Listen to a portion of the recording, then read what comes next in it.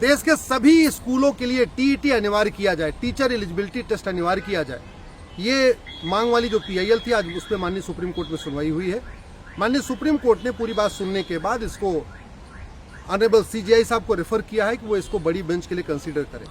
हमने उसमें यही कहा है कि जिस भी स्कूल में 6 से 14 साल तक के बच्चे पढ़ते हैं, वो किसी भी रिलीजन के द्वारा बनाया गया हो, किसी भी रिलीजन के द्वारा चलाया जा रहा हो, किसी भी मजहब के द्वारा स्कूल चल रहा हो, लेकिन जहां भी 14 साल तक के बच्चे पढ़ते हैं वहां पे टीईटी यानी टीचर एलिजिबिलिटी टेस्ट अनिवार्य होना चाहिए। हमने अपनी याचिका में कहा है कि right to education fundamental right है, और राइट टू एजुकेशन का मतलब होता है right to equal quality education. इसलिए 14 साल तक के बच्चों के लिए भेदभाव नहीं हो सकता। टीचर की क्वालिटी पूरे देश में 14 साल तक सभी बच्चों के लिए एक समान होनी चाहिए, और वो तभी हो सकता है जब सभी स्कूलों में टीचर्स के लिए टीईटी अनिवार्य हो। अभी माइनॉरिटी स्कूलों को टीईटी से छूट मिली हुई है। हमने उसी बात को चैलेंज किया है, और हमने ये भी कहा है कि पहले माइनॉरिटी डिफाइन हो जाए, माइनॉरिटी कौन है, उसके बाद माइनॉरिटी के नाम पे माइनॉरिटी स्कूल खोलने की अनुमति दी जाए। भारत के संविधान में कहीं माइनॉरिटी डिफाइन नहीं है, भारत के किसी कानून में माइनॉरिटी डिफाइन नहीं है। माइनॉरिटी को आइडेंटिफाई कैसे किया जाएगा, इसकी कोई गाइडलाइन बनी नहीं है। नेशनल लेवल पे माइनॉरिटी होगा कि स्टेट लेवल पे माइनॉरिटी होगा कि डिस्ट्रिक्ट लेवल पे माइनॉरिटी को आइडेंटिफाई किया जाएगा, ऐसा कहीं कुछ लिखा नहीं है, ऐसा आज तक इसकी कोई गाइडलाइन नहीं बनी है। 1% वाला माइनॉरिटी कहलाएगा कि 2% वाला माइनॉरिटी कहलाएगा कि 3% वाला माइनॉरिटी कहलाएगा, इसकी भी कोई गाइडलाइन नहीं बनी है। जिसकी संख्या हजारों में होगी वो माइनॉरिटी कहलाएगा, या जिसकी संख्या लाखों में होगी वो माइनॉरिटी कहलाएगा, या जिसकी संख्या करोड़ों में होगी वो माइनॉरिटी कहलाएगा। तो आज की डेट में माइनॉरिटीज के नाम पे स्कूल चल रहे हैं, माइनॉरिटी के नाम पे कॉलेज चल रहे हैं, माइनॉरिटी के नाम पे लोन वजीफा चल रहा है, माइनॉरिटी के नाम पे यूनिवर्सिटी चल रही है, लेकिन माइनॉरिटी कौन है ये कहीं लिखा ही नहीं है। माइनॉरिटी को आज तक डिफाइन ही नहीं किया गया है, इसीलिए हमने इसको चैलेंज किया है। राइट टू एजुकेशन में 2012 में संसद में एक प्रस्ताव पास करके राइट टू एजुकेशन को बदला गया था, और वो 2012 में इसलिए बदलाव किया गया था कि 2012 में 7 राज्यों में चुनाव होना था। मुस्लिम पर्सनल लॉ बोर्ड और जमीयत उलमा हिंद बार बार कह रहे थे कि मदरसों को राइट टू एजुकेशन के दायरे से बाहर निकालिए। उसके बाद कांग्रेस की सरकार ने 2012 में राइट टू एजुकेशन में सेक्शन 1 सब क्लास 4 और सेक्शन 1 सब क्लास 5 जोड़ दिया था, और जोड़ के मदरसों को इससे बाहर निकाल दिया था राइट टू एजुकेशन के दायरे से। इसलिए मदरसों में कौन पढ़ा रहा है, कहाँ से फंडिंग हो रही है, क्या उनका सिलेबस है, पढ़ने वाला कौन है, पढ़ाने वाला कौन है, कौन सी किताब है, ये राइट टू एजुकेशन के दायरे से बाहर हो गया है। हमने उस दोनों धाराओं को भी माननीय सुप्रीम कोर्ट में चैलेंज किया है। आज माननीय सुप्रीम कोर्ट ने सभी दलीलों को सुनने के बाद इस पूरे मामले को ऑनरेबल सीजीआई साहब को रेफर किया है कि वो इस पे कंसीडर करें कि इस पे बड़ी बेंच बनना है कि नहीं बनना है।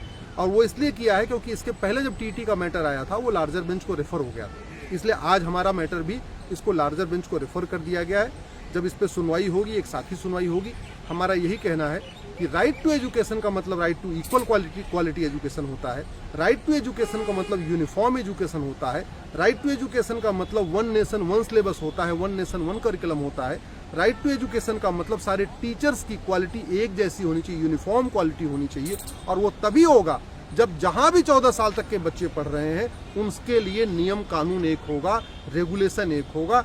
हमने इसमें ये भी कहा है कि अगर आप इस तरीके से डिस्क्रिमिनेट करते रहेंगे कि नहीं बाकी जो स्कूल हैं वहाँ पे 25% गरीबों को रिजर्वेशन रहेगा, लेकिन जो माइनॉरिटी स्कूल है उसमें 25% रिजर्वेशन नहीं होगा, तो स्कूल खोलने के लिए लोग कन्वर्ट होना शुरू करेंगे। और ये घटनाएं आ भी रही हैं। उत्तर प्रदेश में, बिहार में बहुत सारे ऐसे लोग स्कूल खोलने के लिए अपने आप को बौद्ध कहने लग गए हैं, स्कूल खोलने के लिए अपने आप को सिख कहने लग गए हैं। मतलब माइनॉरिटी का लाभ लेने के लिए लोग माइनॉरिटी में कन्वर्ट होते जा रहे हैं। तो ये जो माइनॉरिटी वाला डिवीजन चल रहा है ये ठीक नहीं है, ये बिल्कुल गलत है। ये हमारी देश की एकता अखंडता के खिलाफ है, हमारी संप्रभुता के खिलाफ है। और वैसे भी जब भारत का विभाजन एक बार मजहब के आधार पर हो चुका है, रिलीजन के आधार पर हो चुका है, फिर मजहब के आधार पर नियम कानून नहीं होना चाहिए, मजहब के आधार पर स्कूल कॉलेज नहीं होना चाहिए, मजहब के आधार पर भेदभाव नहीं होना चाहिए, मजहब के आधार पर किसी भी तरीके की विशेष सुविधा नहीं देनी चाहिए।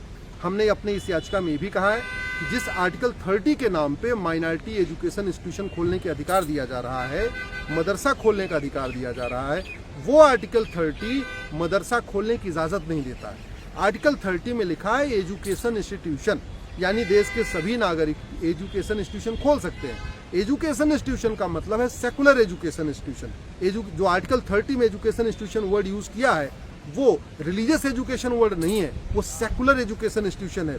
यानी भारत में कोई भी है, चाहे वो माइनॉरिटी हो, चाहे मेजॉरिटी हो, चाहे हिंदू हो या मुस्लिम हो, सबको 10वीं 12वीं का स्कूल खोलने का अधिकार है, इंजीनियरिंग कॉलेज खोलने का अधिकार है, मेडिकल कॉलेज खोलने का अधिकार है, लॉ कॉलेज खोलने का अधिकार है। अलग से कोई विशेष दर्जा नहीं देता। भारत में सबको अपना व्यापार करने का अधिकार है, अपना बिजनेस करने का अधिकार है, अपना स्कूल कॉलेज खोलने का अधिकार है। आर्टिकल 19 में सबको इक्वल राइट है। आर्टिकल 30 कोई अलग से किसी एक मजहब को, एक कम्युनिटी को अलग से राइट नहीं देता। ये भी हमने अपनी याचिका में कहा है। और दूसरा हमने सबसे इम्पोर्टेंट कहा है कि ये जो मदरसा खुल रहा है, जो दीनी तालीम सेंटर है, जो रिलीजन को प्रमोट करने के लिए, मजहब को प्रमोट करने के लिए, ये आर्टिकल 30 के दायरे में नहीं आता।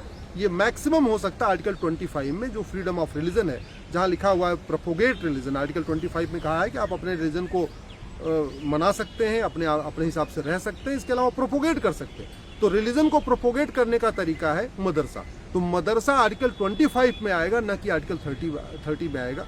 इन्हीं सारी बातों को सुनते हुए हमने करीब उसमें 15 क्वेश्चन ऑफ लॉ रेज किए हुए हैं। तो ऑनरेबल माननीय सुप्रीम कोर्ट ने कहा है कि चूंकि ये सब्सटेंशियल क्वेश्चन ऑफ लॉ है, इन पे सुनवाई बहुत ज़रूरी है और इसके लिए बड़ी बेंच का गठन होना चाहिए। इसलिए इस पूरे मैटर को बड़ी ऑनरेबल CJI साहब के पास रेफर कर दिया है कि वो इस पे बड़ी बेंच बनाएं और इस पे आगे की सुनवाई शुरू करें।